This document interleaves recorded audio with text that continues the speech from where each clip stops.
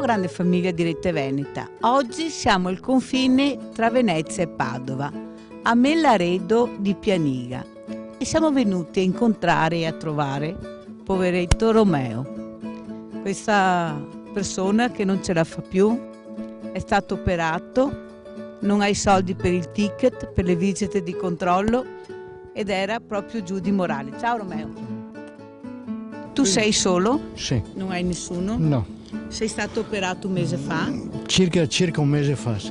Dovrei farmi una serie di visite di fisioterapia per riabilitarmi le gambe e dovrei farmi anche una radiografia per vedere l'esito dell'operazione.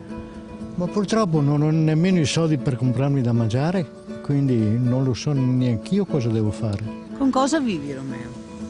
Con quello che mi è rimasto quando ho venduto l'appartamento. Hai finito anche i soldi dell'appartamento? Tutto, ho finito tutto. Andiamo in casa di Romeo.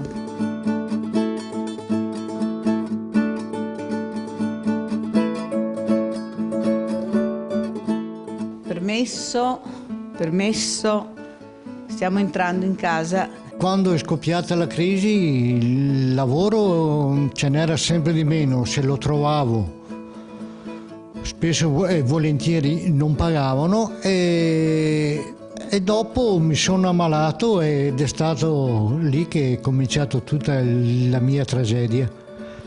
Bim bum bam patapan, ciapa l'assegno in mano. Guardi oggi, ciapa qua. Ecco qua, questo è l'assegno per te. Cosa farai con questo assegno? Cercherò di pagarmi le visite che devo farmi e andrò a comprarmi un po' da mangiare sperando che le cose cambino. Allora, grande famiglia di Rete Veneta, salutiamo Romeo, un in bocca al lupo. Grazie. Curati, sai che io ci sono, qualsiasi cosa mi chiami, ciao. Ciao. E va fatta spesa intanto, ciao.